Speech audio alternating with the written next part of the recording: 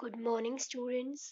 Today we will discuss our worksheet number 25, subject English, class 6.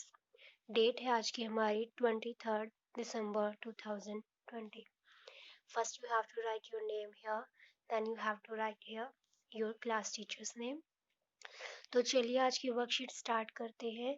पिछली worksheet में भी हमने किया था चैप्टर हमारा फेयर प्ले का, वही स्टोरी आगे कंटिन्यू की हुई है। एक बार रिवाइज कर लेते हैं पिछली स्टोरी हमारी कहाँ तक थी। जुम्मन और अलगू बेस्ट फ्रेंड होते हैं। जुम्मन की जो चाची है वो अपनी सारी प्रॉपर्टी उसके नाम करती है और वो ये चाहती है कि वो पूरी लाइफ टाइम उनको सपोर्ट करे, लेकिन उनकी वाइफ जुम्मन की वाइफ और उनकी चाची के बीच में बहुत झगड़ा हो जाता है, इसीलिए वो चाहती है कि उनको हर महीने एक मंथली अलाउंस दिया जाए।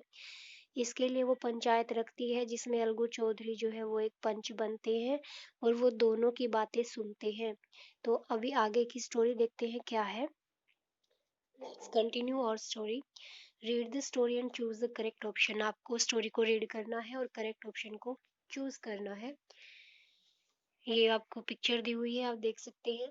Jumman was cross examined by Algu and others. ये है हमारे जुम्मन शेख और ये है अलगू चौधरी जो कि पंच है। अब जुम्मन को जो है वो क्रॉस एग्जामाइंड किया जाता है, यानी कि इनके बातें सारी सुनी जाती हैं। इसके बाद जो है वो एक कंक्लूजन निकाला जाता है अलगू चौधरी के द्वारा, और जो बाकी के पंच यहाँ पर बैठे हुए हैं उन सभी के द्वारा बातें सुनी जाती हैं, जुम्मन की भी और उनकी चाची की भी। अब क्या होता है, we have gone into the matter carefully. Algu Chaudhary कहता है कि हम इस मैटर को बहुत ही ध्यान से देख रहे हैं। इन और ओपिनियन, हमारे विचार में, Jumman must pay his aunt a monthly allowance.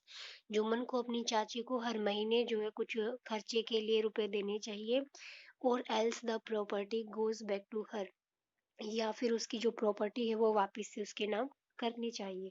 तो ये हमने पढ़ा। अब इसके क्वेश्चन आंसर देखते हैं। देखिए, फर्स्ट क्वेश्चन हमसे पूछा है हु क्रॉस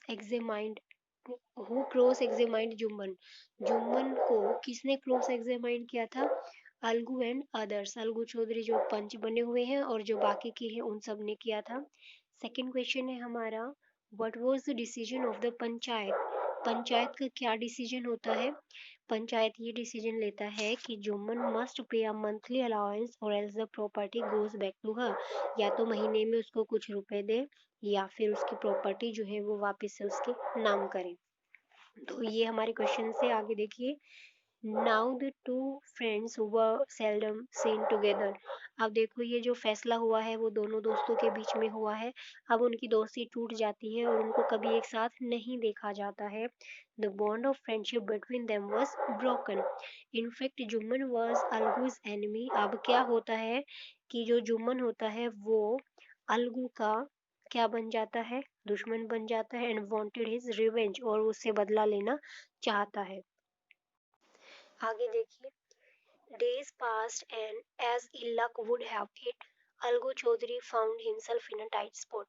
कुछ दिन गुजरते हैं और जो अलगू चौधरी है उसका बुरा टाइम आता है और वो अपने आप को एक बहुत ही डिफिकल्ट सिचुएशन में, एक टाइट स्पॉट में पाता है। One of his fine pair of bullocks died.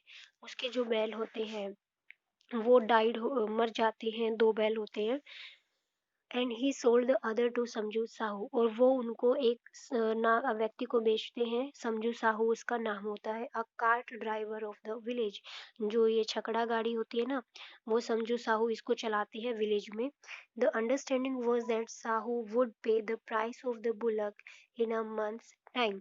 समझौता ये हुआ था कि जो ये है समझू साहू है, दो बैल लेके जाते हैं अलगू चौधरी से, और एक महीने के अंदर अंदर इनको इसके पैसे जो है, रुपए जो है, जितने में लिया है इन्होंने, वो वापस देने हैं। It so happened that the bullets died with in a month. और होता ये है कि ये जो बैल लेके जाते हैं, बुलेट्स लेके जाते हैं, वो एक महीने के अंदर अंदर ही मर जाते हैं। अब क्या होता है, several months after the bullets death, Algu reminded Sahu of the money he had not yet paid, but Sahu got very annoyed। अब कुछ महीने गुजर जाने के बाद जब उनकी डेथ भी हो जाती है बुलेक्स की, अलगू जो है वो साहू को रिमाइंड कराते हैं कि आपने मुझे अभी तक इनके रुपए नहीं दिए हैं। इस बात को सुनकर साहू जो है वो बहुत ज़्यादा अनॉयड यानी कि गुस्सा हो जाता है। तो देखिए अब क्वेश्चन आंसर देखते हैं इसके।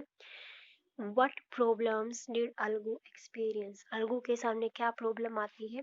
One of his pair of bullocks died, मर जाते हैं, and he sold the other to Samju Sahu that died within a month. जो कि वो उसको समझू साहू को बेचते हैं, वो भी 1 महीने के अंदर मर जाते हैं। नेक्स्ट पूछा है हु वॉज समझू साहू, क्या कौन था समझू Sahu? A cart driver of the village, ये हमें यहाँ पे दिया हुआ है। तो चलिए आगे देखते हैं।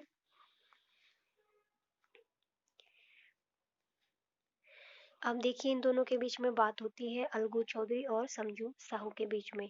आई can't pay you a penny for the rest beast you sold me. वो कहता है कि मैं तुम्हें 1 पेनी यानी कि 1 पैसा भी नहीं दूंगा जो आपने मुझे ये बीस्ट अपने जो बुलेक्स दिए हैं, बीमार बुलेक्स मुझे बेच दिए हैं।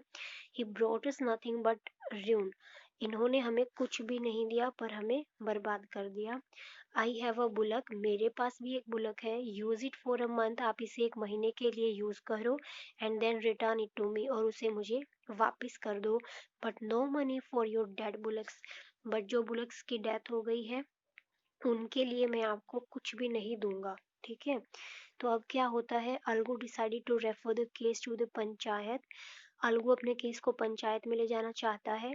For a second time in a few months, कुछ ही महीने में दोबारा से पंचायत की preparation for holding the panchayat were made, यानी कि कुछ ही महीने में दोबारा से पंचायत की तैयारियां शुरू हो जाती है। And both party started meeting people seeking support, और दोनों जो है पार्टीज वो अपना सपोर्ट ढूंढना शुरू करते हैं कि शायद जो पंच बनेंगे वो इनकी बात को सुनेंगे। क्वेश्चन आंसर देखते हैं इनके।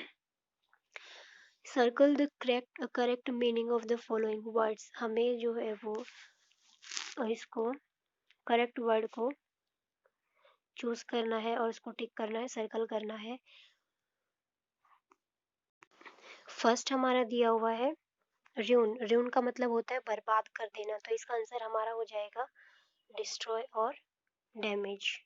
सेकंड हमें दिया हुआ है टाइट स्पॉट। टाइट स्पॉट का मतलब होता है एक बहुत ही मुश्किल सिचुएशन होना, और डिफिकल्ट सिचुएशन, तो इसका आंसर हो जाएगा हमारा ये।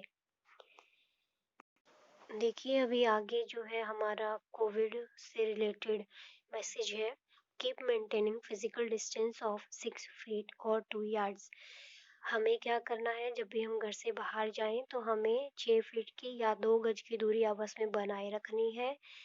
मास्क हमेशा पहने रखना है, और जितना हो सके उतना भीड़ वाले इलाकों में जाने से हमें बचना है। कोरोना से बचाव के लिए बहुत ज़्यादा ज़रूरी है। तो ये थी बच्चों आज की हमारी वर्कशीट नंबर 25 इंग्लिश की। आई होप कि आपको समझ आ गई होगी। Okay, thanks.